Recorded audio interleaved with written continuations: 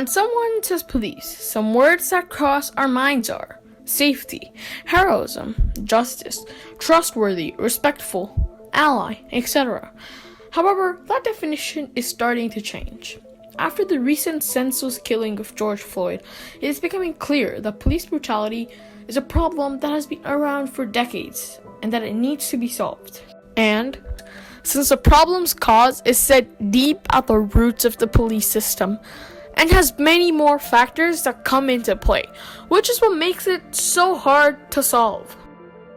These sorts of scenarios are something that psychologists have studied and conducted experiments about in the past, with the most famous one being the Stanford Prison Experiment.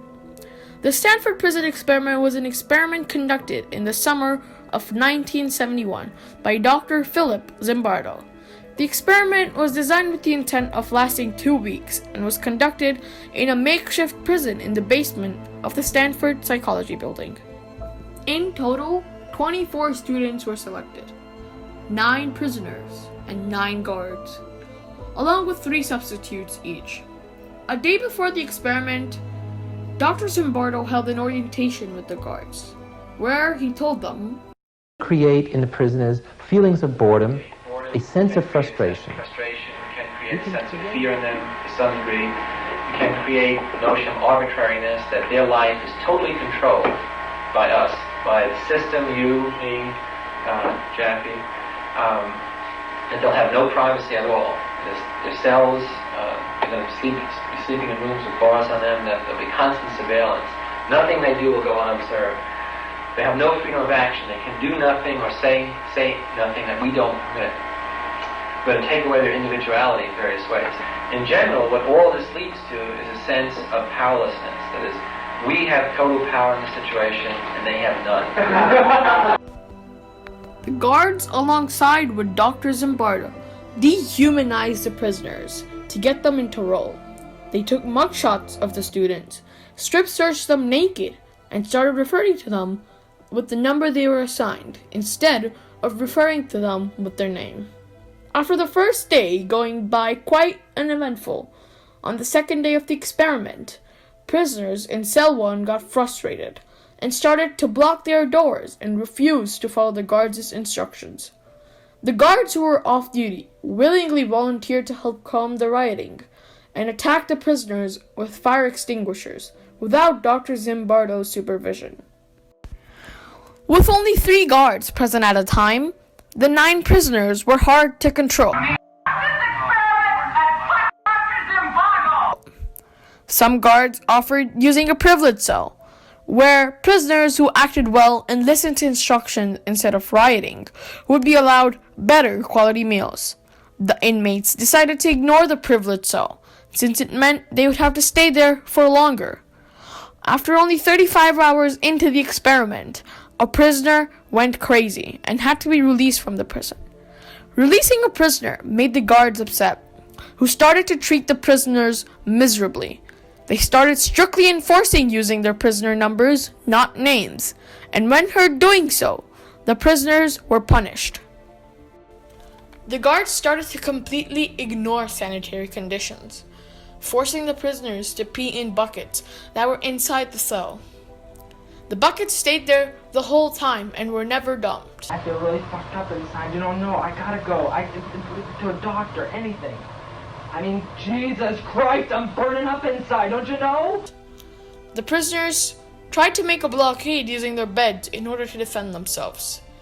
The beds were confiscated, and the prisoners were left to sleep on the floor. Prisoners who were more violent were forced to sleep naked.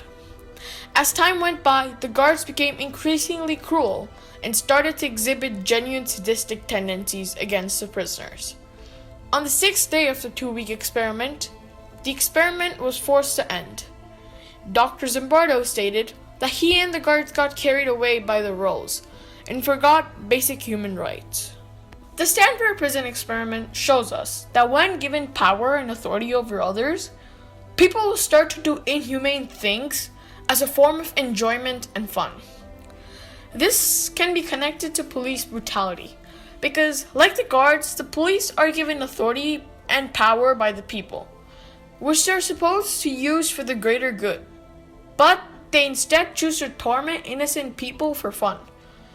And just like the experiment, violence is encouraged in the police force, both directly and indirectly. A way police officers are encouraged to be violent is by making them feel like they're slowing down the process by speaking up against injustice, and in order to avoid the risk of losing their job, they stay quiet.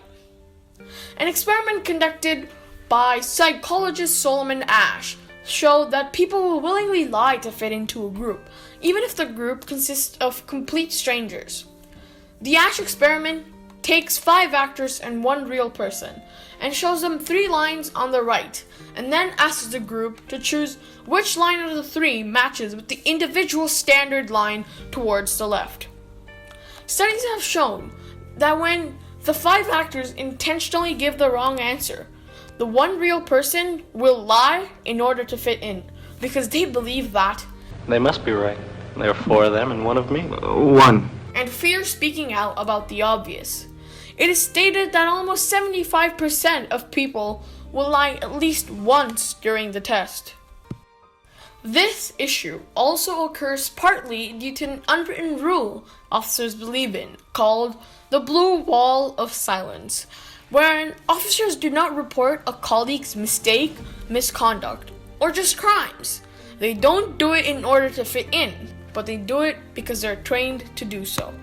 The 2 factors, authority over others and conformity, combined inform us as to why police brutality still exists. Therefore, I have prepared a plan that I believe is the solution. My solution regarding this issue is to solve it at the base. When hiring police officers, we should start implementing a more complex training system. This is because right now it takes 24 weeks of training to become a police officer in North America. When we compare those numbers to that of Finland and Norway, where a 3-year police training program is in place, we notice that they also have a 96% decrease of police brutality cases compared to the US, and 81% less cases in comparison to Canada. This comparison informs us that the problem isn't just a few bad cops, but instead the entire police training process. Implementing a longer training process will help bring down the cases of police brutality significantly. However, that will not solve the problem itself, but only help aid it. Performing psychological and background tests is what will help differentiate between good and bad people.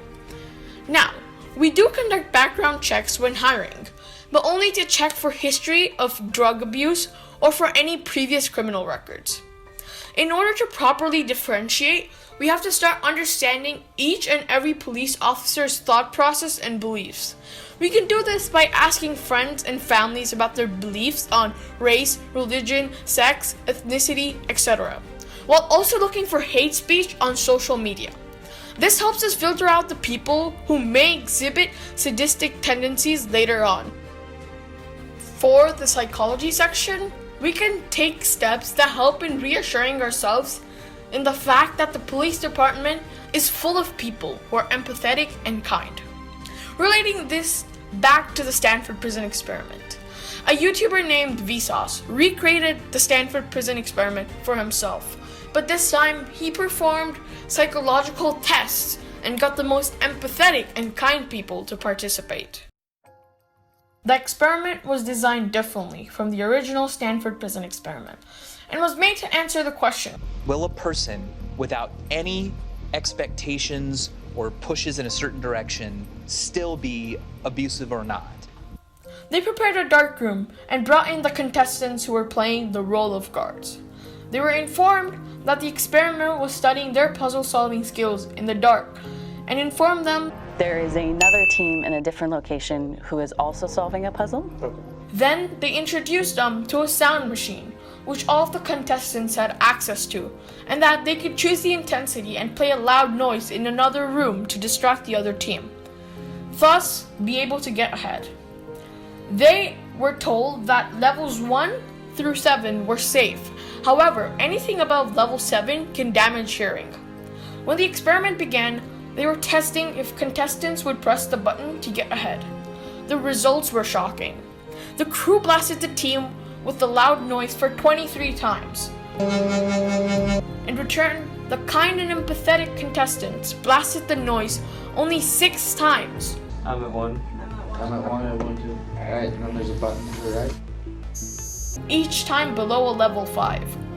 Over the course of 2 hours, and the 6 times they did press the buzzer was only in retaliation to the crew. This experiment by the Vsauce crew helps us further prove our hypotheses that if we choose the right people who are sensible and kind, we can guarantee that they will not abuse their power, even if it means they were fully anonymous and had no consequences. I understand that the transition will not be easy for the police system, because we cannot just fire the entire police force and train an entirely new one. That is why we have to implement these changes one at a time. First off, we should change the training system. This will mean the new cops hired will already be the ones that meet our expectations and are the ones we want. For the rest of the police force, we can perform thorough background checks to make sure none of them have already committed a crime or have the tendencies to do so. While this happens, we can implement new and profound consequences, which will make police consider their choices twice. By following all these steps, I can be sure that in a short amount of time, we will once again think of police officers as friends, heroic, trustworthy, respectful, allies, etc. To end off, I would like to dedicate this video to all the people who have suffered through racism and police brutality.